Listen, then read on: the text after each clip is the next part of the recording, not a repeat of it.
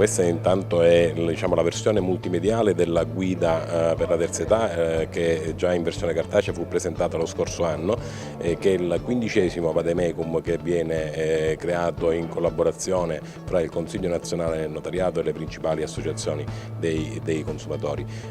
A maggio invece è stata presentata a livello nazionale presso la Camera dei Deputati la versione multimediale della guida, cioè una versione che utilizza degli strumenti più diretti, quindi i social, Facebook, YouTube e quant'altro, con delle slide che semplificano di molto quella che è il messaggio che vuole trasmettere appunto la guida, essendo anche indirizzata soprattutto questo 15° vademecum a soggetti ultra 65 anni. È importante che le persone anziane sappiano che, avendo anche la disponibilità della sola casa d'abitazione, possono pianificare la loro vecchiaia. Il passaggio dalla guida cartacea alla guida multimediale è dovuto alla necessità di raggiungere una platea più ampia di persone e anche di rendere più agevole la comprensione di questi istituti, che sono comunque degli istituti giuridici complessi e quindi con la guida multimediale, quindi con i personaggi animati e le grafiche, si riesce a capire il meccanismo di funzionamento di questi istituti, perché le domande che vengono rivolte altro non sono che quelle domande che noi notai ci sentiamo rivolgere nei nostri studi. Gli argomenti trattati hanno suscitato molto interesse perché di chiara e pronta evidenza pratica, quindi utilizzati quotidianamente e richiesti quotidianamente anche nella nostra attività professionale di tutti i giorni.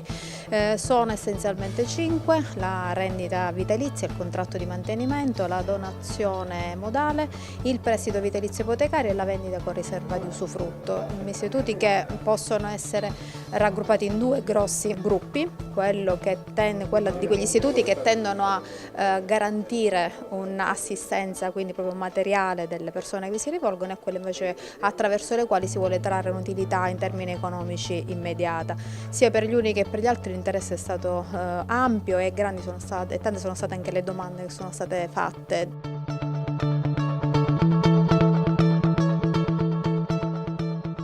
Questa guida è estremamente facile da raggiungere. Questo comporta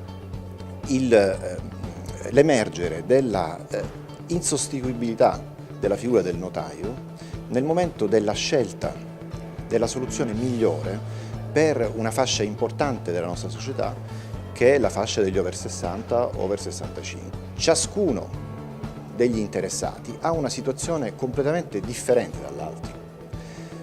È necessario che ciascuno costruisca sulla sua situazione familiare, coniugale, di filiazione, la soluzione che più gli conviene. La figura del notaio, da questo punto di vista, è assolutamente insostituibile perché ha 2 requisiti. Il primo è la competenza specifica. Il notaio è formato fin dalla sua nomina sulle materie legate alla famiglia e alla successione e ovviamente al trasferimento dei diritti reali, quale la proprietà. Oltre alla competenza specifica c'è un'attitudine naturale da parte del notaio al colloquio confidenziale col cliente. Soprattutto alle nostre latitudini il rapporto col notaio è basato e improntato sulla fiducia.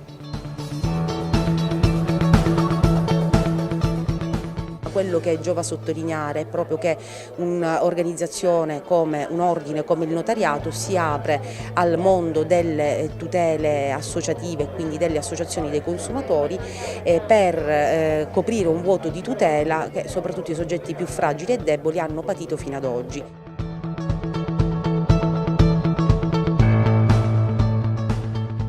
Questa guida multimediale si rivolge proprio anche alla collaborazione delle famiglie, perché lo strumento multimediale, secondo me, è uno strumento che deve essere utilizzato nella famiglia. Ci sono molti anziani social, ma ci sono quelli anche che utilizzano meno questi strumenti. aver cercato di arrivare anche ai componenti più giovani della famiglia, che possono in qualche modo dire ai nonni, agli zii, agli anziani come comportarsi e che comunque ci possono essere degli altri strumenti per risolvere i loro problemi, è importante.